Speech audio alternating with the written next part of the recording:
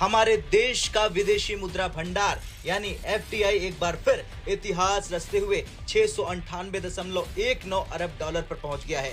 ये कोई मामूली आंकड़ा नहीं है, ये उस नए भारत की पहचान है जो दुनिया की अर्थव्यवस्था के मंच पर मजबूती से खड़ा है और अमेरिका और पश्चिमी ताकतों की आंखों में आंखें डालकर लगातार जवाब दे रहा है। चाइना और इंडिया दोनों की मईशत अमेरिका को इंडिविजुअली क्रॉस कर चुकी होगी। अब जो दौर है ना, वो खित्तों का दौर है, वो ममालिक का दौर नहीं है।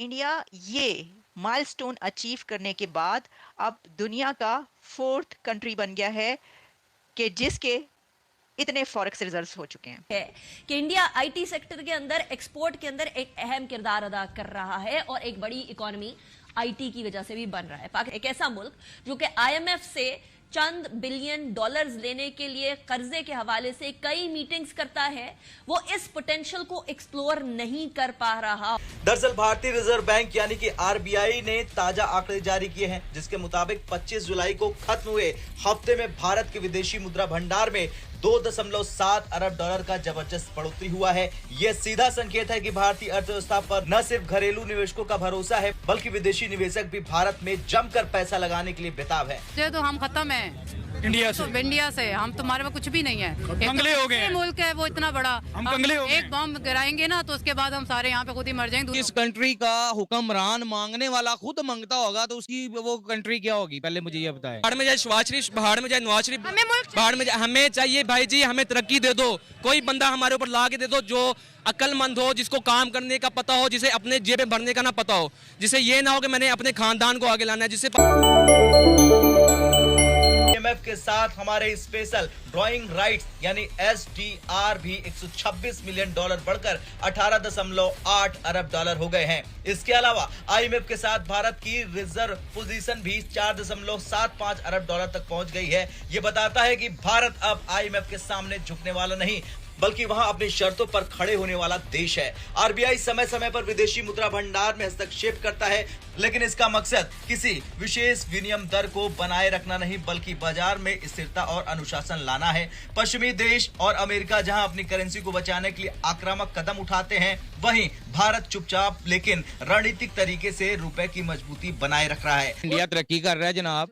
आपका उसका 1 रुपया आपके मेरा ख्याल 2.5-3 रुपए बनते हैं। 3.5 साढ़े 3। 1947 में उनकी जो कंडीशन थी ना, हाँ जी, वो हाँ जी, हमारे जैसी थी। हमारी जैसी इवन थी। 70s तक 90 यानी 1970 तक हम बेहतर परफॉर्म कर रहे थे। आज वो इतनी तेजी से ग्रो कर सर वो करना ही था उन्होंने, क्योंकि इंडस्ट्री उनकी इन हो गई, हमारी बंद हो गई। ठीक है, हमारे वर्कर जो हैं वो बेरोजगार हो गए, उनके रोजगार पे लग गए।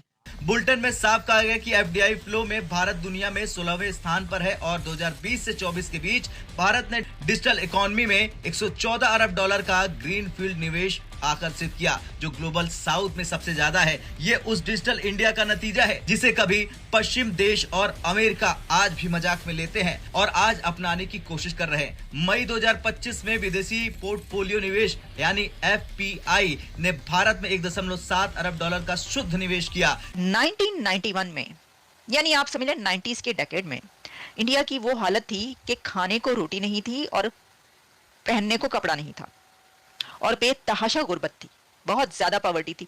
वो अभी तक लोग जो है ना, पाकिस्तान के बहुत सारे लोग और ये समझते हैं कि वो वहीं पर हैं, उसी 90s में रह गए, कहते हैं बड़ी पॉवर्टी है, बड़ी गुर्बत है। पाइन जाके तो देखें आप जरा उधर कहां पर पहुंच गए, उन्होंने कितने मिलियंस को अपलिफ्ट किया गुर्बत से। एनीवेज वो तो एक अलग कहानी है, लेकिन 1990s के डेकेड में वो इंडिया के जो खाने को, पीने को, पहनने को तरसता था, उसके जो है बड़ा IMF के प्रोग्राम में था।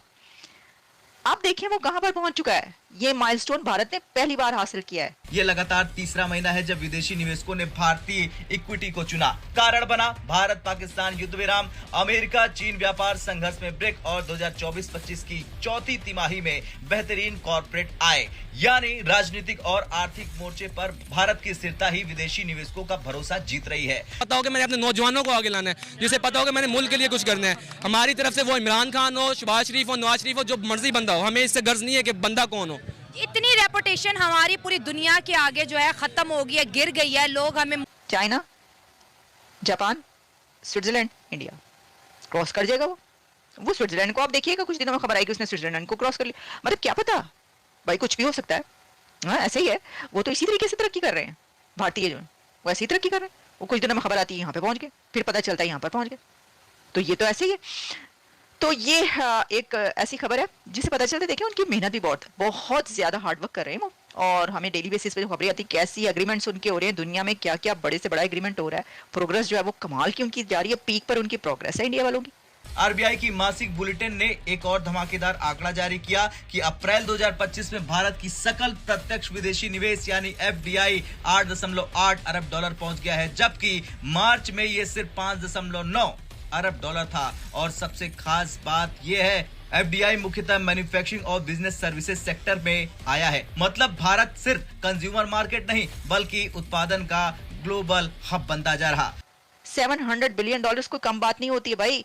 आपको पता है फॉरेक्स रिजर्व्स क्या होते हैं? फॉरेक्स रिजर्व्स में गोल्ड भी है, इसके अंदर डॉलर्स भी हैं। सबसे बड़ी बात तो ये कि डॉलर्स ना, और इसके अंदर देखिए अब हम जब कंपैरिजन करेंगे तो वो बड़ा गलत होगा, लेकिन क्या करें कंपैरिजन कर, चलें कंपैरिजन पर हम बाद में आते हैं। पहले मैं आपको बता देती हूँ कि ये कहा गया है कि India foreign exchange reserves scaled a new high again और crossing the USD 700 billion milestone. 705 billion dollars almost हो चुके हैं भारत के।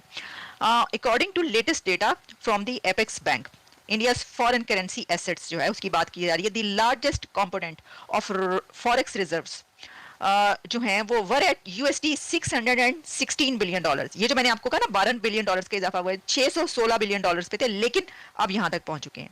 अब देखें इसके अंदर जो गोल्ड। नमस्कार दोस्तों, स्वागत है आपका चौहान रिसर्च चैनल पे। दोस्तों, जैसा कि आपने वीडियो में देखा, भारत का विदेशी मुद्रा भंडार यानी फॉरेक्स एक्सचेंज रिजर्व एक बार फिर इतिहास रच चुका है। 698.19 अरब डॉलर की ऊंचाई पर पहुंचकर इसने न सिर्फ आर्थिक मजबूती को प्रदर्शन किया है, बल्कि यह भी साफ कर दिया है कि भारत अब किसी दबाव में झुकने वाली अर्थव्यवस्था नहीं है, बल्कि वैश्विक आर्थिक मंच पर डटकर खड़ा रहने वाला देश है। ये आंकड़ा महज एक संख्या नहीं है, ये उस नए भारत की पहचान है जो अब अमेरिका हो या कोई पश्चिमी शक्ति सबको माकूल जवाब देने की ताकत रखता है। अब कोई भी मनमाने बयान दे दे और भारत चुप बैठा रहे, वो दौर बीत चुका है। भारतीय रिजर्व बैंक ने ताजा आंकड़े जारी किए हैं। उसके अनुसार 25 जुलाई को समाप्त हुए सप्ताह में भारत का विदेशी मुद्रा भंडार 2.7 अरब डॉलर की जबरदस्त बढ़ोतरी हुई है। यह सीधा संकेत है कि देश की अर्थव्यवस्था और घरेलू ही नहीं बल्कि विदेशी निवेशकों का भी जबरदस्त भरोसा बन चुका है। एफसीए अब बढ़कर 588.93 अरब डॉलर हो चुका है। इससे सिर्फ डॉलर ही नहीं बल्कि यूरो, पाउंड, येन जैसी दूसरी प्रमुख वैश्विक मुद्राएं भी शामिल है। इन मुद्राओं का विनिमय दरों में उतार चढ़ाव को भी अहम योगदान है। यह इशारा करता है कि भारत की करेंसी पॉलिसी मजबूत हाथों में है और विश्व स्तर पर स्वीकार्य मिल रही है।